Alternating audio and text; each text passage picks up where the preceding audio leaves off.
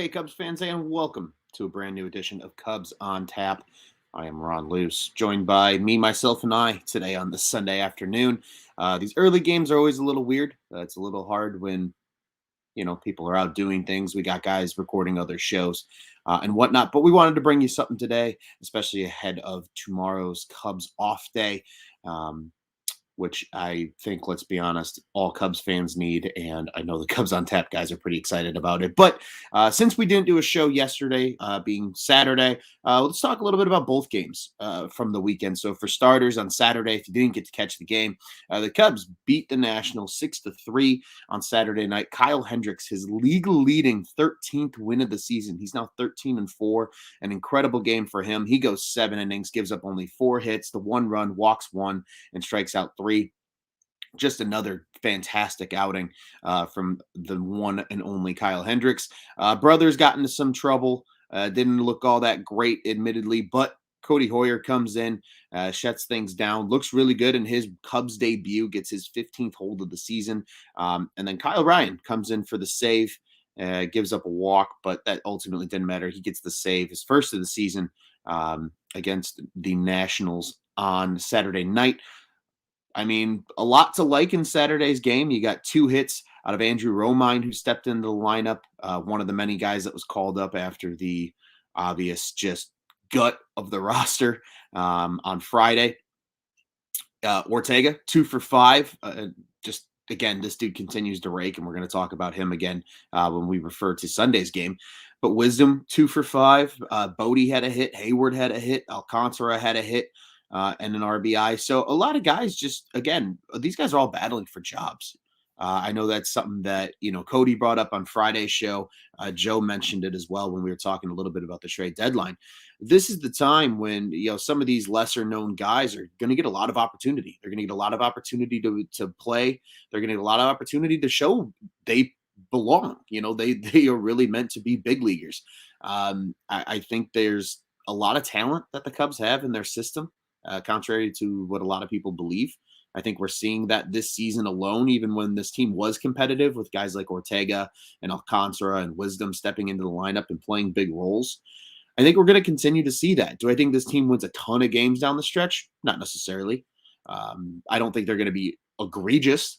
I don't think they're going to win a lot of games, though. It's kind of that fine line of like they'll be somewhat watchable, but somewhat not. I guess it's hard to explain, but nonetheless, I think Saturday's game is a good indication that, hey, if guys are hitting and there's still talent in this lineup, this lineup, truth be told, still looks a lot better to me than some of those 2011, 2010, 2012, 2013 Cubs lineups. When, insert name here, Brian LaHare is hitting 3 or cleanup for your squad. So, Saturday, nice win. I mean, obviously, you still see guys like Patrick Wisdom, who just seems to continue to prove that he's an everyday player, which I think is awesome for him. Guys, like Alcantara, who we've seen this year do some pretty good stuff. A guy like Andrew Romine stepping in, playing shortstop, having 2 hits, looking incredible. And, obviously Wilson Contreras, who I think any Cubs fan can confidently say is probably a part of the future for this team. There's obviously a chance that one of the big 3 that were traded comes back, maybe 2, but I think it's pretty safe to say that Willie is kind of the face of the Cubs for the time being until, either one of these kids comes up and kind of takes over that role, or they sign somebody if they decide to truly go and spend money in the off season. But Saturday's win was a nice one, certainly a lot of fun. Again, great games from guys like Ortega, great games from guys like Wisdom. And nice seeing guys, even, Hayward, Alcantara, and Romine all have RBIs in that lower part of the lineup on Saturday. So, again, I mean, it's just nice to see a Cubs win at this point. Anything to bring joy, I think, to a Cubs fan's face. I think anybody can agree that it's still nice to see, even if it is against the Nationals. I don't care who it's against. And again, Kyle Hendricks, I think a guy that a lot of people just overlooked because this Cubs season has been tough. It's been hard to watch at times because of the major losing streaks and things like that. But folks, I mean, he's got a league leading 13 wins. He is the Major League Baseball wins leader right now for pitchers. And I think a lot of people are like, wait, really? Yeah, he is. Julio Urias is the only guy close to him right now that has 12. And he's actually pitching for the Dodgers today. So if he wins, they'll be tied again. But if he doesn't get the win or gets a no decision or whatever, yeah, it's still Kyle's. It's firmly Kyle's, kind of feather in the cap, I guess, for lack of a better term, for this season. And if he continues to go out and gives you 7 incredible innings every time he's out there, and even if you only win one every 5 games, at least Kyle Hendricks has an opportunity this season to be a 16 to 18 game winner, and I think that's crazy on this team that's probably only going to win somewhere between 75 and 80 games. So a lot of credit to Kyle Hendricks and just how good he's really been lately. He turned it around after, let's be honest, a brutal April. He's been really, really, really good. And I'm happy for him. Again, a guy that's going to be a part of this team, really going into the future now. There's no no non-guarantee that he's going to be around. I think if they truly wanted to get rid of him, they would have at the deadline, especially because how many years of very team-friendly contract he still has for what he is as a pitcher. If they really wanted to go hog wild and get rid of him, they would have. I think it goes to show that they do plan on competing in his contract window, which is, I think through 2024, I believe is when his contract expires. I could be wrong. It might be 23. I'll have to check. But I want to say it's 24 is when Kyle Hendricks will be due. But again, makes like 13, 14 million. For a guy that has proven he's an ace pitcher on any staff. Sure, he's not your conventional ace who throws 99 and has incredible breaking stuff, but he'll just nickel and dime you to death. And if you can truly pitch and not just throw in this league, it doesn't matter how hard you throw. You'll be able to figure it out and be successful. There's a reason that everybody calls him a poor man's Greg Maddux. Both of them were very similar pitchers. Neither one of them threw huge heat, but they can truly pitch, and they pitch with elegance and a ton of control.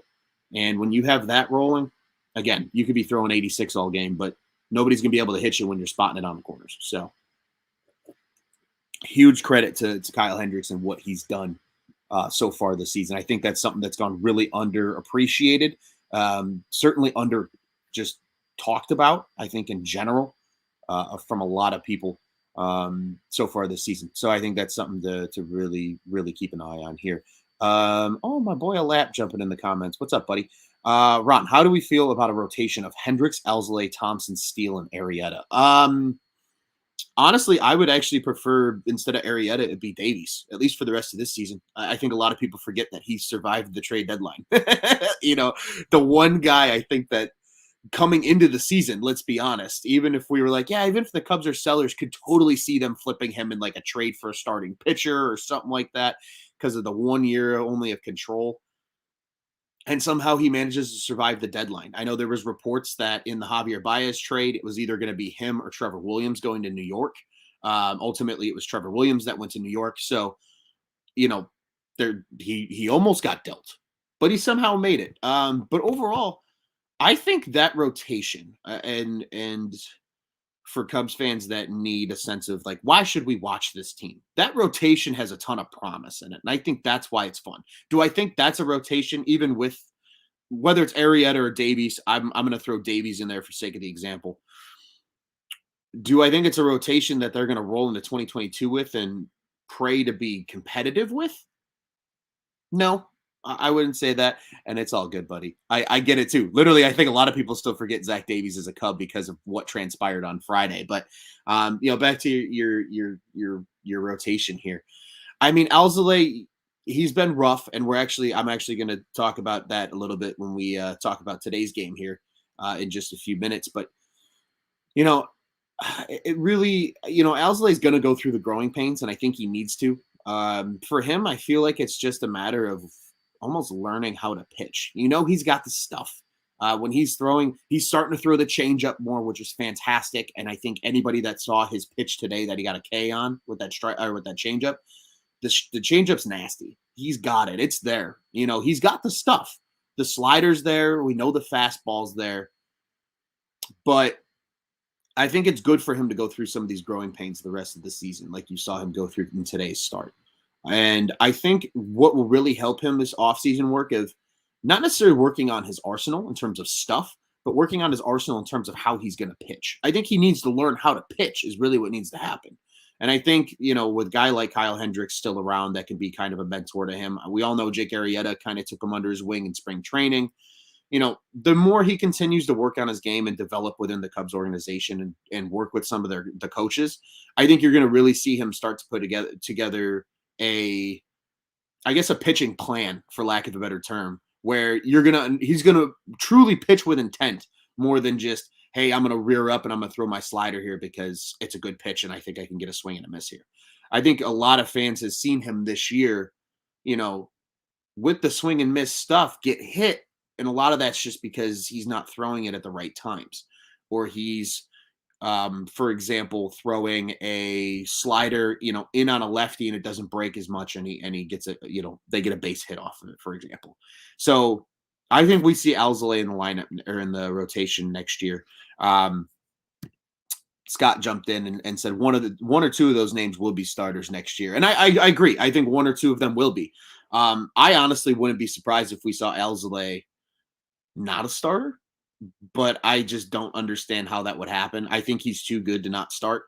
I'm honestly most excited for Justin Steele, if we're being brutally honest. He has looked nothing but incredible down in AAA since they sent him down to stretch his arm out. I think he went 3 innings in his first game, looked really, really good. 3 2/3 in his second game. And I know in his most recent start, I don't know if he had one in between there. I would have to look. But he went 5 innings of, I believe, either one run or shutout ball.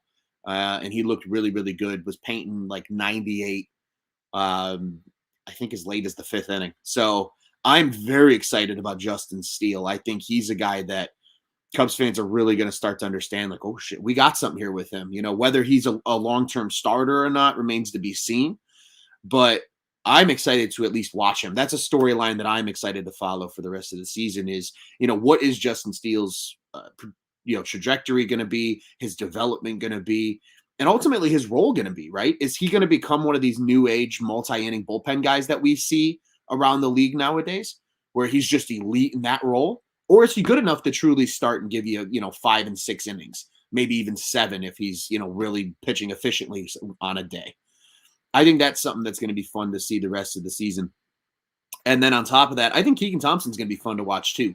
I think the biggest knock on Keegan, based on just what we've seen as Cubs fans so far this season, is his control at times. I think he walks a lot of guys, and that would be the only thing that really gets him into trouble. Just overall, as a starter, I think he walks a lot of dudes.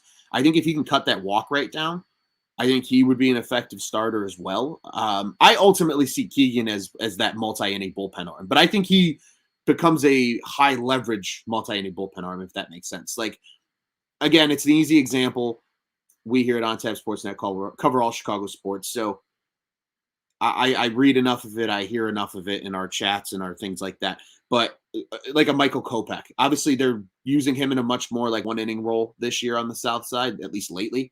But earlier in the season, he was being treated as, this like 2 and 3 inning guy that they could use out of the pen and high leverage situations. I wouldn't be surprised if Keegan Thompson ultimately took on that kind of role down the road. I think he has the stuff. That walk rate's going to scare a lot of people. And I think if he can get that under control, he could be a starter. I think he has better stamina maybe to be a starter than Steele does, or at least just from what we've seen this season. And I think that's not a fair comparison given the fact that they've pitched in different opportunities. Keegan being more of that, long inning guy. Sometimes he'll only take 1 inning, but he's usually going an inning and a third, inning 2/3. He's not going just 3 outs. It's usually 4, 5, 6 outs, sometimes even more. And then I think on top of that with Steele, early in the season when he came in as a high leverage bullpen arm, at least he started to before he got hurt. He was only going maybe 2/3 of an inning, but he was getting out of jams. And I think that was the most impressive part about Steele. And that's why I'm most excited to see him really, I think, down the stretch here. And Jake, at this point, honestly, just put him in the bullpen. I think for him, that's the best thing. I think for the Cubs, that's the best thing.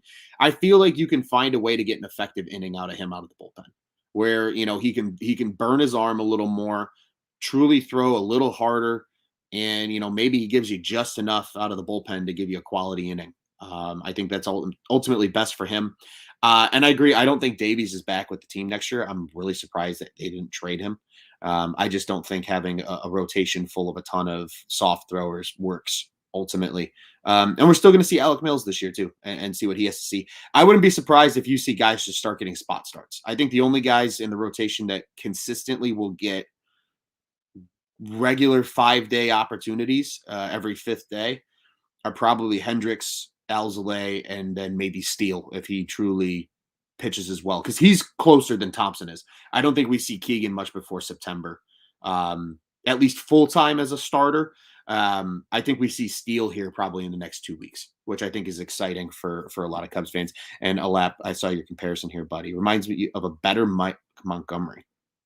An interesting comparison, but I kind of like it. It's I can see it. I think by the way he throws, he has a very similar kind of, or at least there's a resemblance there in his delivery to like a Mike Montgomery. So I can see that comparison. And yeah, if he's a better Mike Montgomery, that'd be sweet. In fairness to Montgomery, he was a top prospect for the Royals for a long time, and then just, he still made it to the big leagues, which is an accomplishment, but certainly never lived up to the prospect hype, I guess. And in fairness, I don't think a lot of guys do. I think that's kind of an unfair thing for most. But yeah, great game Saturday, and then transitioning to today. If you got to watch, I watched a good majority of it. I will admittedly say I fell asleep a little bit during some of the later innings. So apologies to those that were following on the Cubs on Tap account and saw a big gap in like tweeting and everything. That's on me. But what a game. What a game. Good for Rafael Ortega. I mean, let's just call it what it is. Today was the Rafael Ortega game. I don't care that it was a loss. There was a lot of good things happening in today's game from Rafael Ortega. And also good for Andrew Romine coming in a pinch hit situation and getting a base hit. A guy that has been playing very well at AAA this season. And just getting an opportunity and taking the advantage of it. It kind of reminds me of, Arizmendi Alcantara back in the day and some of these other guys who played decently. They didn't maybe play great, but they played good enough to hang around and at least warrant, somebody giving them another contract, whether that's a full-blown major league deal or a minor league deal or whatever. But I really think Romine's going to be a guy that we see a lot of and like down the stretch here. But yeah, overall today from the Cubs, not great. I mean, 5 total hits, and all those hits came from 2 players, one of which was, as we mentioned, Romine coming off the bench and, getting that base hit and ultimately scoring a run. Wilson Contreras then, no official at bat for him today. He took a walk, one of only 2 Cubs walks today, the other one coming from Jason Hayward, but he ultimately scored a run as well. But Rafael Ortega, man, unfreaking believable. It's Scott jumps in. Where are they going to build the Ortega statue? I don't know, man. We'll see. No, but in all seriousness, I mean, good for him though. Honestly, again, this is a guy that now, KB's not here to play center field anymore. Jock Peterson's not here to take away outfield time from him. Ian Happ's going to probably exclusively play left field now for the rest of the season. I don't think he ever goes back to center unless it's a day they want to give Ortega a break for some reason. I think Ortega is your everyday center fielder down the stretch here. And I know a lot of people are going to call for Brennan Davis, and that's fair. A couple things you got to consider. He's never seen AAA pitching, so I'm sure they want to give him at least some time at AAA Iowa. Yes, he's been raking in AA, which is great. That's a huge step. A lot of people believe that if you can hit in AA, you can hit anywhere, because usually that's where a lot of the pitching prospects are at, and then they usually make it to the big leagues before they really stay around at AAA for a long time.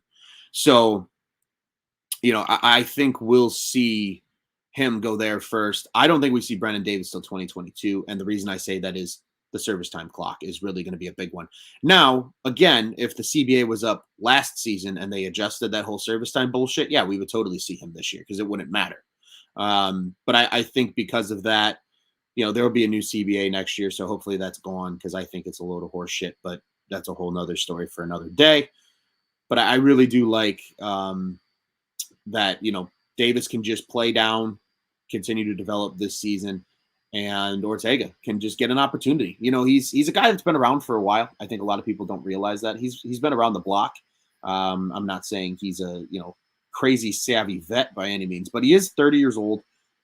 He's been around mostly in the minor leagues, granted, but he made a 2-game appearance with Colorado way back in 2012. That's actually when he debuted.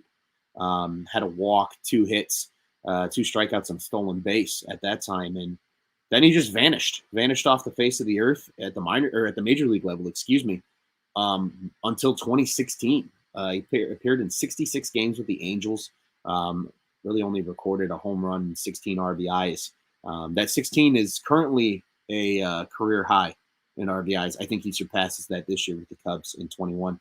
But then 41 games with the Miami Marlins in 2018, so he didn't even see the bigs in 2017. And then 2019 with the Braves, he played 34 games for them, had 2 homers, 10 ribbies, and a few doubles. Really only hit 205, though. Now this year, in 50 games, 113 at-bats, still a very small sample size. Ortega, 15 runs scored, which is already second most in his career to that number that he put up in L.A. 36 hits, that's, again, only second to that L.A. season. Total bases, he's already exceeded his career high. He's 62. 6 doubles. He's only 2 away from that one season. He already has a triple that ties his career high. He had a triple back in Miami.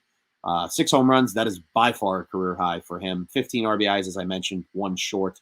And he's batting .319, slashing .319, .369, .549 right now. So Ortega's gonna be fun.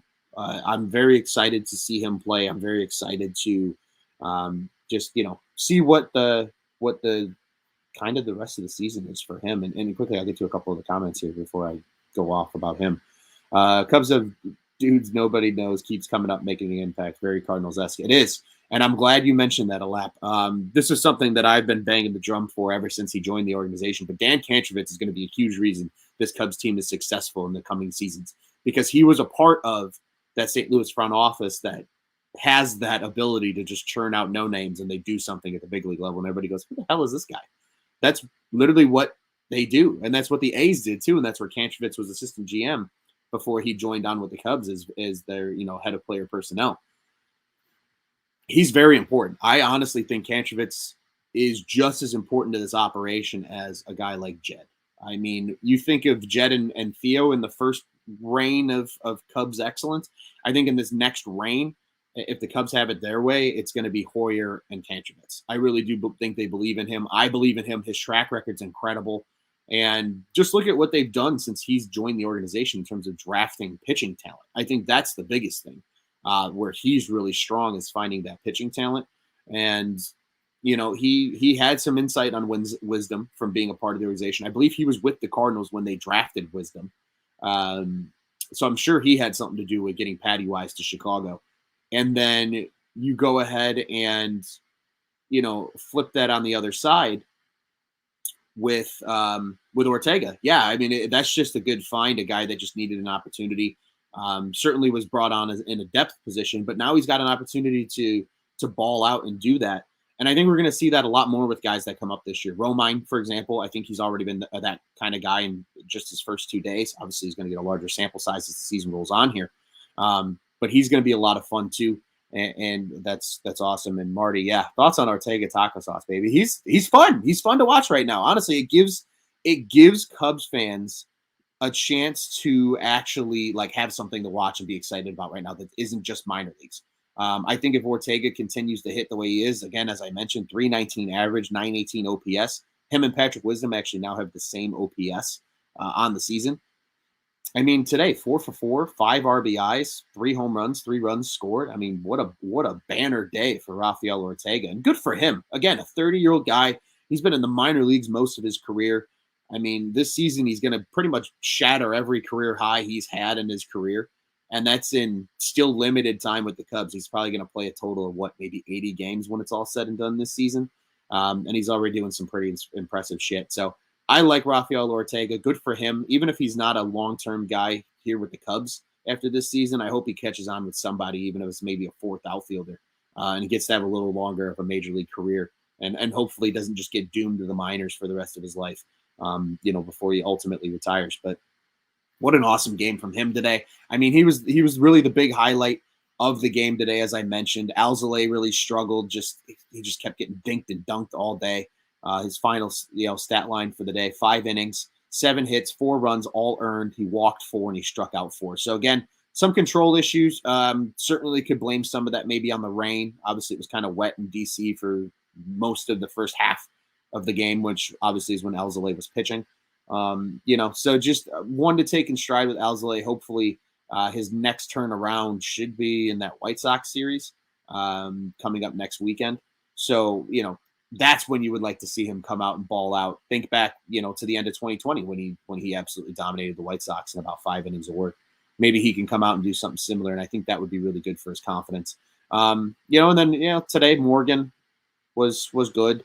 Ryan was struggled. Winkler was not great. Hoyer looked decent again. I mean, he did walk one and gave up a hit, but still no damage done. And then really unfortunate for Manny Rodriguez today, ultimately giving up the game there in the ninth.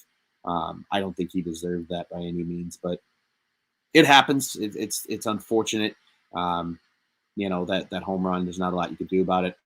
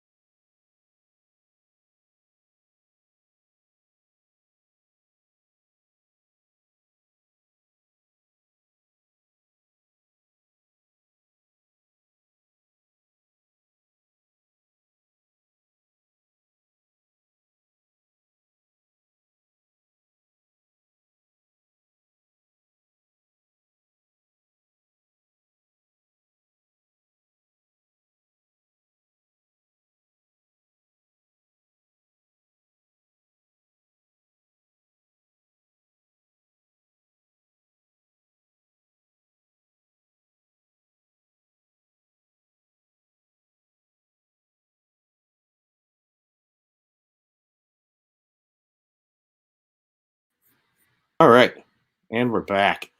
Sorry about that, everybody. If you stuck around, um, really apologize. I don't know what the hell happened. Bunch of crazy tech issues. It's just been one of those days, unfortunately. Um, but yeah, we're back. We're back. Let's do this thing.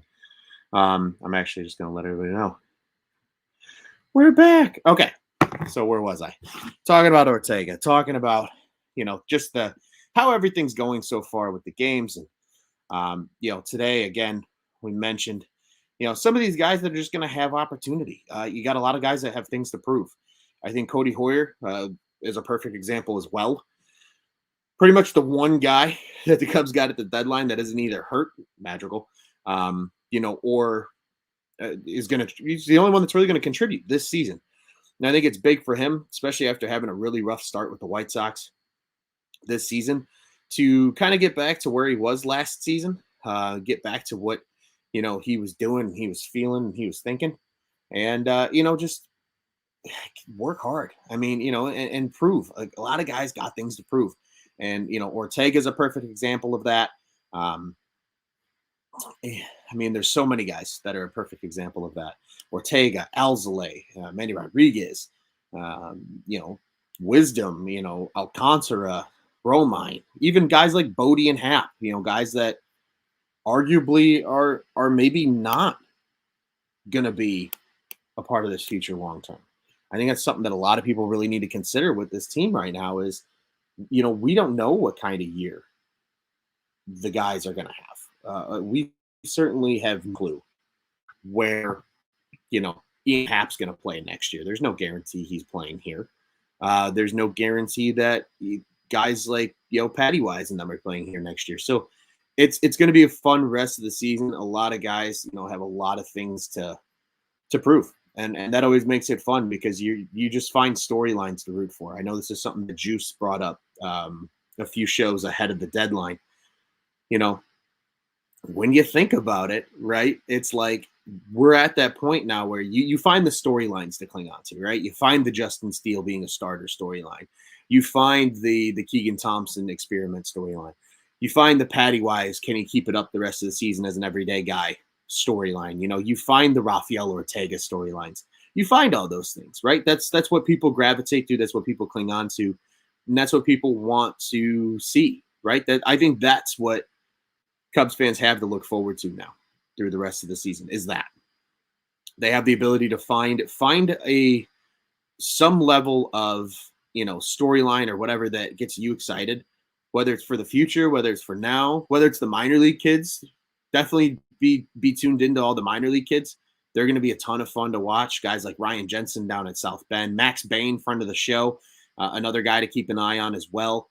And even lower, going down to Myrtle Beach, you got Jordan Wogu, another friend of the program, Ed Howard, plenty of talent down in Myrtle Beach to keep an eye on, and as well, even at the Double A level, obviously Brendan Davis is the big name there, and even at the Triple A level, you got some guys that are going to get looks the rest of the season, and they might surprise you. They really might surprise you, and that's going to be a lot of fun. Seeing guys like Manny Rodriguez, who, as I mentioned, unfortunately just on the wrong end of that home run today. But again, a guy that people saw Friday night paint 100 fastball in the corner up and inside, and then go away with a 90-mile-per-hour breaking ball in the outer lower corner. And clearly there's something there, right? And I think there's going to be a lot of those guys that come up for the Cubs that people are going to be impressed by. Again, whether they're part of the team long term or not remains to be seen, obviously. But they're all competing for a roster spot next year. They're all competing for that next contract. And that's what's still going to make this season fun, I think, for Cubs fans, is you're going to have a lot of these guys that you've never heard of before, a lot of guys that kind of come out of the woodwork. And all of a sudden, you get excited about, I'm excited for, I'm fully excited for guys like Justin Steele to come up. I'm fully excited for the Andrew Romines of the world to come up and get a look. I'm ready for those guys. I really am. And yes, it's still so weird seeing the trio in other uniforms. Obviously, the boys in New York lighting it up. Rizzo's already got 2 since he's become a Yankee. Baez had his first as a Met yesterday. I think KB actually went yard today. Now I could be totally wrong on that sentiment. I think our on tap guys shared it with us. They sure did. Bryant Bay Area Blast. He's got a home run as well now out in San Francisco. So again, it's going to be just a crazy way for the rest of the season to just play out. But I'm looking forward to it. I really am. I'm excited for what the rest of the season has. I'm excited to watch guys like Cody Hoyer pitch. I'm excited to watch guys, because we could very well see Cody Hoyer in a closing role maybe this year. And maybe if the Cubs don't envision him as a closer long term, hopefully Rowan Wick is back as soon. That's another name that people need to keep an eye on for the bullpen, because I think he's absolutely a part of the future for this team. I mean, he was realistically the Cubs' best reliever for 2019 and 2020 before he got hurt. And that includes Craig Kimbrell. And sure, Craig was off his game, and we all saw what he came back and did this year, and obviously fetched us a huge return from the White Sox. But I mean, Rowan Wick was out pitching him for a good, 100 almost 200 games. So something to keep an eye on. There's a lot of guys that are going to make this team fun. Now is the time to, okay, who's part of the future, who's not, and let's keep it moving, and then have those high aspirations for the offseason of whether this front office goes out and spends some type of money. I don't think they need to go absolutely haywire in spending money, right? But you fill a couple holes, you find a way to make next year's team somewhat competitive. Perhaps you bring back one or two of the three that you traded, and you play ball, and then we see what happens in 22. And then realistically, by 2023, you're looking at a team that should be competitive not only at the major league level, but have talent that will consistently be ready for the major leagues for years and years and years to come. I really think they're trying to find that Cardinals and Athletics mold and model of, hey, but we have the bigger payroll. Like, we can pay these guys, but we're also going to have that ability to draft really well and find guys that can come up and fill in holes when we can't go out and pay $200 million for that next, really good starting pitcher and that, really good left fielder that, they need. They're going to be able to produce those guys internally. And it's not going to be what we saw the first time around, where it's develop all these youngsters, they get to the major league level, and then there's no reinforcements coming besides a couple of first rounders, i.e. Ian Happ, Nico Horner, so on and so forth. I think you're going to see a more consistent approach of, hey, yeah, we'll have a guy every year that's going to be kind of that guy that's going to be ready soon. But then we also are going to have guys, 2, 3, 4, and 5 years down the road that, as some of these veterans age out and as this team turns over just naturally in the roster, you're gonna start to see those guys come up and produce. And that's the model of consistency. That's why teams like the Athletics can be competitive year in and year out. That's why teams like the Boston Red Sox can find a way to maybe have a down year and turn it around and compete again. Look at this year. I think it's a perfect example of this year and last year. 2019, bit of a down year for the Red Sox, especially after a World Series in 18. And then all of a sudden now they're, pretty much running the AL East right now. Sure, the Rays are nipping at their heels, but I mean, they're still having a great season with a very different looking team than they had just a few years ago. No Mookie Betts, no Jackie Bradley Jr. Those guys are both in LA and Milwaukee, respectively. That's the key to having a consistently good winning team, is finding that model. And I think the Red Sox are what the Cubs should strive to become in terms of the model. I'm not saying that necessarily the franchise. Obviously, there's going to be intricacies and differences in players that come and go and different things like that. But that model of, they won 4 championships since 2004 with virtually 4 different rosters because they were so gapped, 4 years. I can't even do math right now, 6 years, and then another 5 years in between championships. So really, sure, there might be 1 or 2 guys left from, team to team, but ultimately it's that idea of, okay, we need to be able to turn over talent. We need to be able to make this good, this being the roster, and just continue to do that. And you find that model of consistency, I think this Cubs team can be competitive for a very, very long time. Sure, there will be down years, but overall, I think the model of consistency is something that this Cubs team is looking for in the standings. But once again, mentioning today's game, Cubs do lose and unfortunately drop the series. But great game from Rafael Ortega. And certainly, again, it's going to be finding little things to be excited about or happy about, for the rest of the season, because that's just going to be the nature of the beast in what's, inevitably a lost season for the Cubs short term. But long term, this is going to be an important season, I think, for the Cubs, because they're going to learn what they have and what they need to get and, what they need to find. And, if they're going to be competitive in 2022, they can't just sit on their heels and not spend in free agency. They got to do something. So I think it's going to be interesting. And, I think this Washington series is a glimpse of what we're now going to see for the rest of the season as we, enter August today and ultimately make our way through September then next month. So a lot of Cubs baseball still to be played this year. Still, about 60 or so games to be played. But there's going to be a lot of crazy shit happening, and there's going to be a lot of storylines. So I think it's certainly worth keeping up with us here at Cubs on Tap, as well as keeping up with, just the team in general and catching some games here and there when you can. And maybe you can get out to the ballpark. Tickets are probably going to be a lot cheaper too, for those that are looking for a cheaper ticket, to go see their beloved Cubs play. So I know I'll probably end up at the ballpark at some point, even if it is no KB, no Javi, no Rizzo. And still find a reason to go and be excited and have some fun at beautiful Wrigley Field. And speaking of beautiful Wrigley Field, the Cubs are still not back at beautiful Wrigley Field this week. Actually, they will not be back there until Friday when they open against the crosstown White Sox at Wrigley. But in the meantime, the Cubs will trot back out onto the field in Denver, Colorado on Tuesday, August 3rd. Tomorrow is an off day, so be sure if you're craving Cubs content, go ahead and check out Friday's episode talking about the trade deadline, Thursday's episode about Anthony Rizzo. I will tell you right now, ladies and gentlemen, the Anthony Rizzo episode is going to stick out in my head forever because I think it's the only podcast I've ever cried on. And that was an emotional one. It was fun. And be sure to check out all of our other great shows. Again, you'll hear the spiel here in a little bit, but we got plenty of content to keep you guys busy, hopefully on an off day Monday. But the Cubs, like I said, back on Tuesday. It is a 7:40 first pitch, so a little later than normal because they are out in Denver. But the game will be played at Coors Field. Usual suspects here in Chicago. If you're listening and watching, 670 The Score and Marquee Sports Network. If you're out in the Denver market, KOA 850 AM, KNRV 1150, and AT&T Sportsnet RM is where you can catch the Rockies. So for the Cubs, it will be Zach Davies on the mound. Again, the guy who survived the trade deadline. Davies is 6-7 on the season, 4.39 ERA and 78 Ks so far this year.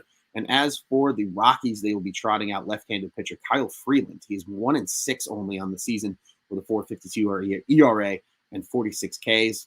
The Rockies having a very brutal season. They've been pretty bad. They didn't really totally sell at the deadline, surprisingly. Obviously, Trevor Story is still there. A lot of people expected him to be gone, and he's not. He's still a Rocky for now. He 100% will hit the free agency market and probably look to get a really big payday. Where he'll go elsewhere, I don't know, but he's going to go elsewhere. So that'll be something to keep an eye on. But I look at this, and not a lot of guys in this lineup have seen Freeland, understandably so. I mean, there's only a handful of guys on this roster right now that are truly quote-unquote big leaguers, at least in the long term. But the ball flies at Coors Field. I'm going to go ahead and take Patty Wise, I think, for Tuesday's game as my fly the W player. Again, lefty on lefty, I don't see the matchup favoring Ortega necessarily in that essence. He certainly could still go yard, maybe have a great game on the base paths. Who knows? But I really think that, Tuesday's game sets up really well for a guy like Patrick Wisdom, who has hit lefties pretty well this year. And again, the ball flies at Coors Field. I think we all saw it in the home run derby this year at the All-Star game. That ball travels. And Patrick Wisdom's a strong dude. And I think he can muscle one out of Coors Field on Tuesday night. And maybe the Cubs get a win. Maybe Davies gets to 500. He gets his 7th win of the season. And maybe the Cubs are at least given something to celebrate a little bit about as they roll into that series. The 3-game series with the Rockies will run Tuesday to Thursday. And then, as I mentioned, the Cubs are back in town on Friday to host the Chicago White Sox. Well, ladies and gentlemen, before I get out of here, I want to remind you Cubs on Tap is the official Cubs podcast of the On Tap Sports Network. You can go ahead and check out all of our great work at www.ontapsportsnet.com and at OnTapSportsNet on social media. You can follow the pod-specific accounts for Cubs on Tap. We are at Cubbies on Tap, Cubbies. That is on Twitter and Instagram. You can follow myself. I am at Loose on Tap on Twitter. And then follow all of our other great panelists here at Cubs on Tap, at Cody on Tap, at Juice on Tap, at Joe Maris, at Marty Laval, at the Riot 326, and everybody else that does a great job covering the Cubs here for On Tap Sports Network. And we don't have just great Cubs coverage, ladies and gentlemen. We got Bears, Bulls, Blackhawks. Big weeks going on for all those teams. Free agency opens tomorrow for the Bulls. They're going to, assumingly, be incredibly active. The Blackhawks made a bunch of moves. Marc-Andre Fleury confirming he's going to play in Chicago this year, which is huge for the Blackhawks. So that's something to keep an eye on. Keep up with us here, Bulls on Tap, Four Feathers podcast, and Bears on Tap. We're in full swing of training camp now, ladies and gentlemen. There will be football played this month of August now. And I think there's a lot of baseball fans, especially Cubs fans, that are excited about the Bears. So, and yes, Cubs fans, we all have friends that like the White Sox. They're having a great season. Go ahead and bring them over to us as well, because the Sox on Tap crew does an incredible job covering the Southsiders. So once again, www.ontapsportsnet.com and at OnTapSportsNet on social media, the OnTap Sports Network. Go ahead and check out what's on tap in Chicago sports. Well, sorry for everybody that was in the stream and the tech issues. I really apologize for that. Hopefully you go ahead and listen on the podcast to catch the end of the show. If you listened on the podcast form, hope you enjoyed the show as well. Again, very, Sunday solos for Ron are kind of fun. I know I enjoy the solo episodes, just getting to vent about the Cubs a little bit. And unfortunately, a loss on Sunday, a win on Saturday, though. A lot of good things. Kyle Hendricks, Rafael Ortega, a lot of good bats on Saturday's game. Sunday's game, not so much. But we're going to continue to look for those storylines to talk about here at Cubs on Tap the rest of this season. And we're going to continue to bring you great coverage here from Cubs on Tap. So, ladies and gentlemen, without further ado, again, thank you so much for joining. If you did on the live stream, thank you for listening on the podcast. If you listen there, please like, rate, and subscribe wherever you listen to your favorite podcasts. And without further ado, I'm getting out of here. The only way we know at Cubs on Tap, let's go Cubbies.